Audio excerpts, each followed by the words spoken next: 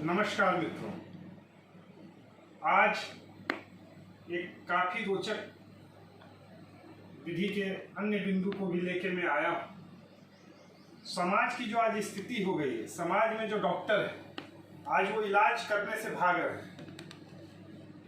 इसमें उनका दोष नहीं है, इसमें हम सबों का भी कहीं ना कहीं दोष है। डॉक्टर जो जीवन के रक्षक होते हैं वो अपने मरीज को ठीक करना चाहते हैं, परंतु कभी कभी दुर्घटना हो जाती है और उस दुर्घटना का जवाबदेह हम लोग डॉक्टर को मान लेते हैं।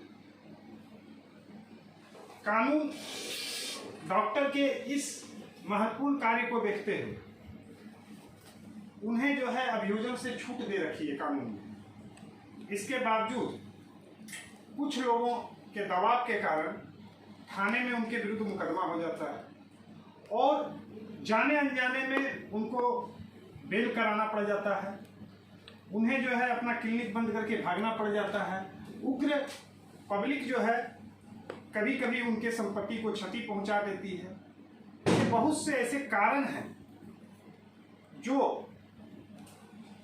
केवल विधि के ज्ञान नहीं होने के कारण आज हम लोगों के सामने आ रहे हैं, कुरीति के रूप में दिख रहे हैं। इसी से जो डॉक्टर डरे हुए हैं और जो डॉक्टर आज भाग रहे हैं, आज कोई बहुत ज़्यादा सीरियस हो जाता है तो डॉक्टर सोचते हैं कि अगर ये क्लप्स कर गया तो मेरे पर मुकदमा हो जाएगा, मेरे क्लिनिक पे तोड़-फोड़ हो जाएगा और फलस्वरूप हुआ जो है उसे रेफर कर देते हैं। तो अपने डॉक्टर बंधुओं की इसी चिंता को देखते हुए मैंने आईपीसी की विभिन्न धाराओं को यहाँ लाया है, जिसमें ये बताया गया है कि डॉक्टर का कृत्य उन्हें कभी अपराधी नहीं बनाता है, सिवाय कुछ परिस्थितियों को छोड़कर। आइए चलते हैं और जानते हैं कि डॉक्टर को कौन कौन सा संरक्षण प्राप्त है।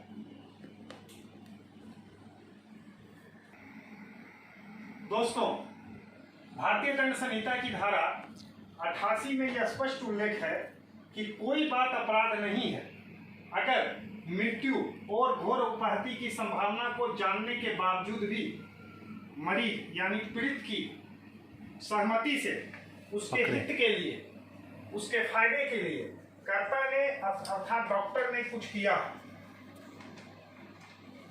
और उस क्रम में अगर उसको कोई क्षति हो जाती है, घोर उपहति या उसकी मृत्यु हो जाती है, तो ऐसी परिस्थिति में भारतीय दंड संहिता डॉक्टर को निर्दोष मानती है।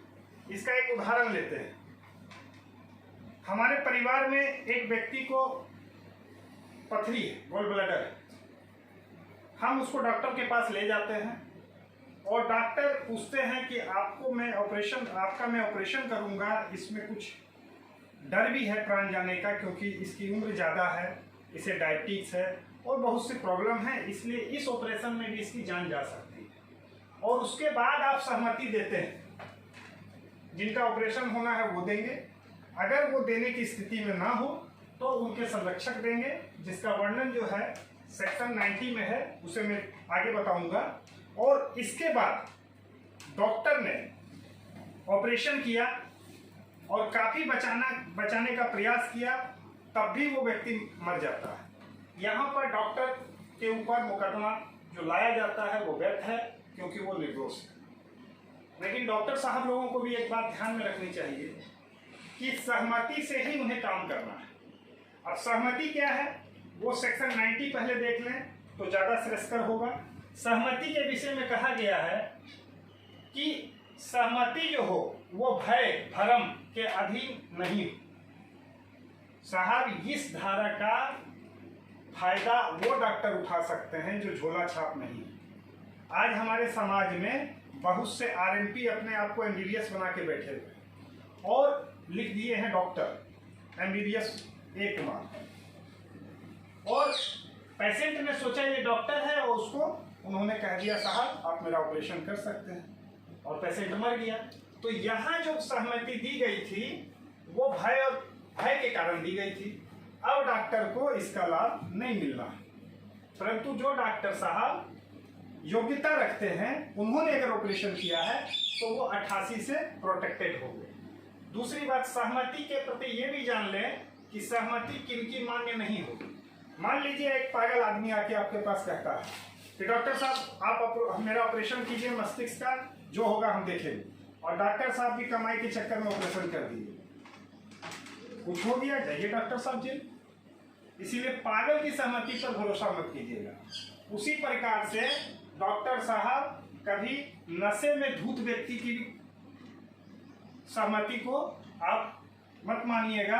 कोई नशेड़ी आपके पास आए और बोले मेरा गॉलब्लैडर का ऑपरेशन कर दीजिए, मेरा हर्निया का ऑपरेशन कर दीजिए, और डॉक्टर साहब कहे चलो लेट जाओ कर देते हैं, और उसको कुछ हो गया, तो डॉक्टर साहब आपको 88 का लाभ नहीं मिलेगा, क्योंकि सहमति जो 90 में परिभाषित है वो सीधे आपको मना करती थी कि साहब नशेड़ी और पागल और चित्त विकृत व्यक्ति का आप सहमति नहीं लेंगे।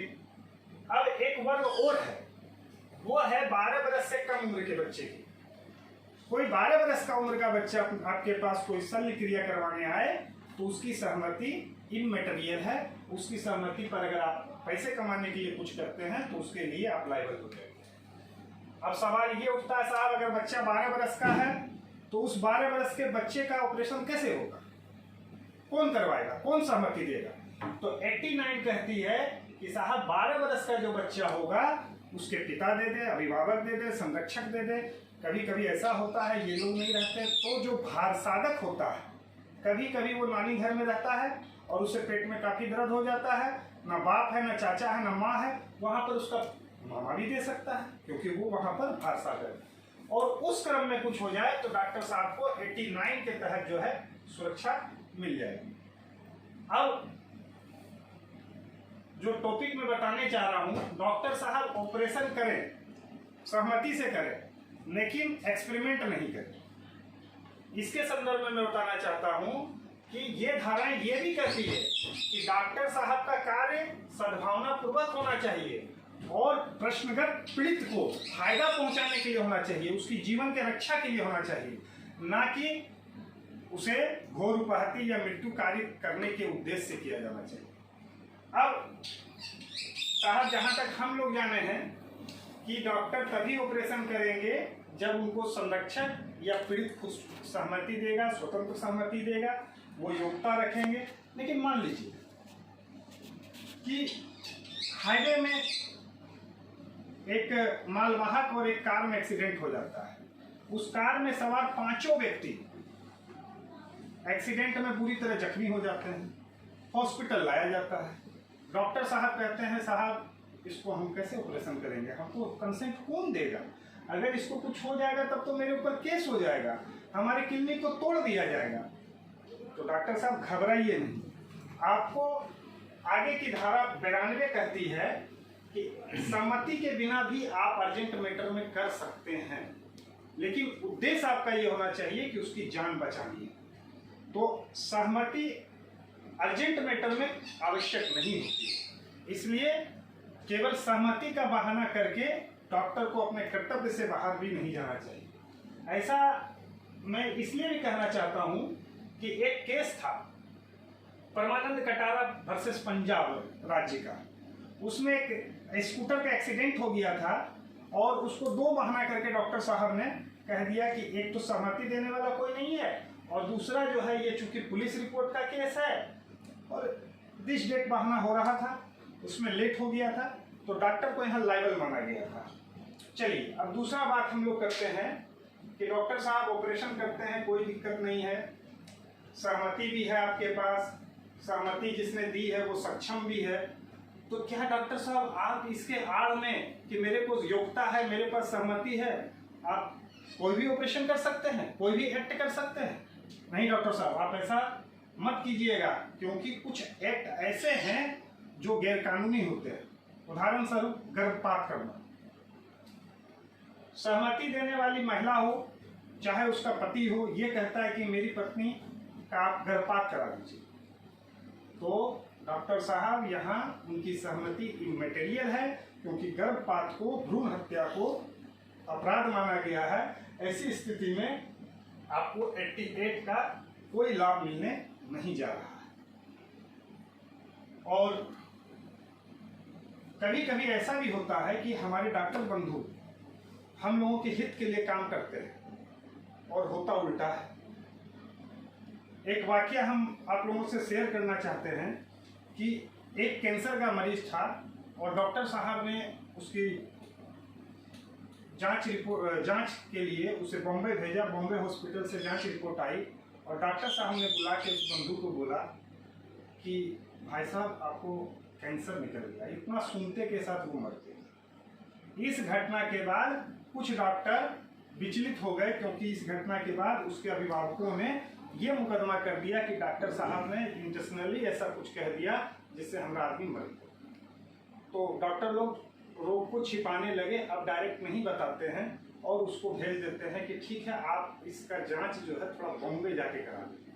और मरीज जो होते हैं वो बेचारे बेवजह दोबारा जांच के खर्च में आ जाते हैं। तो डॉक्टर साहब को इस अवस्था में भी डरने की जरूरत नहीं है, क्योंकि डॉक्टर साहब आपका एक्ट जो है सेक्शन 93 ऑफ IPC से सद्भावना पूर्वक प्रदत्त की गई संसूचना से है और वो कहती है कि अगर मरीज के हित के लिए आपने ऐसी कोई सूचना दी है तो आपके साथ कोई भी क्रिमिनल एक्ट का रिस्पॉन्सिबिलिटी नहीं बनता है, आपको जो है फॉल्सली इम्प्लीकेट नहीं किया जाएगा।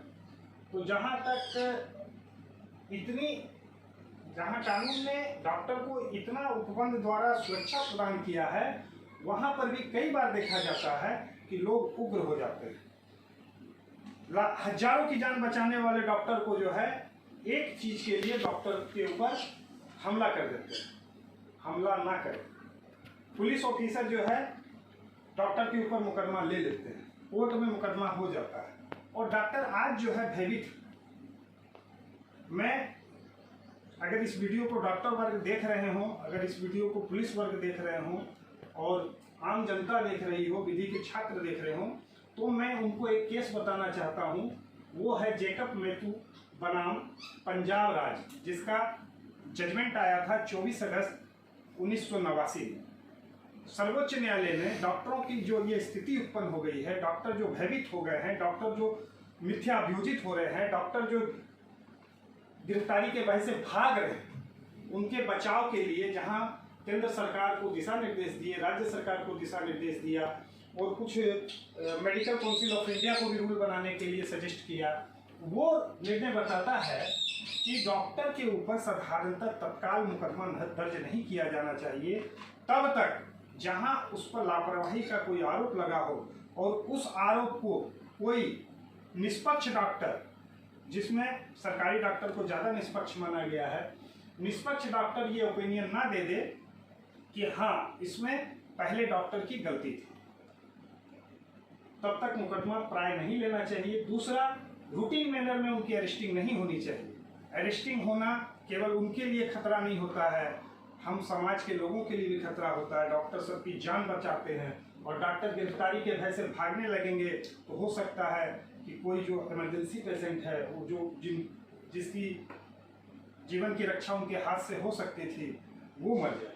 इसीलिए no arresting except special circumstances. और ये भी कहता है कि अगर अनुसंधान में ये बात आए कि डॉक्टर जो है इन्वेस्टिगेशन को सपोर्ट ना करे और डॉक्टर जो है साक्ष्य को छिपा सकता है, ऐसे कुछ सर्कमस्टांसेस है, वहां पर डॉक्टर की गिरफ्तारी की जा सकती है। साधारण नहीं की जा सकती है, डॉक्टर लोग परेशान हो। तो इस वीडियो को देखने के बाद डॉक्टर अपने आप को बहुत काफ़ी प्रोटेक्टिव महसूस कर रहे होंगे, परंतु मेरा एक सुझाव डॉक्टर के लिए भी है।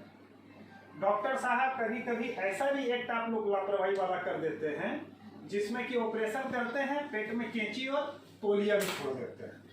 ये हम लोगों ने सुना है और आप इस धारा का लाभ लेना चाहेंगे तो इस धारा का लाभ नहीं मिलेगा। वास्तव में एक ऐसा केस हुआ था, वो केस था शांताबाई वर्सेस आंध्र प्रदेश राज्य का।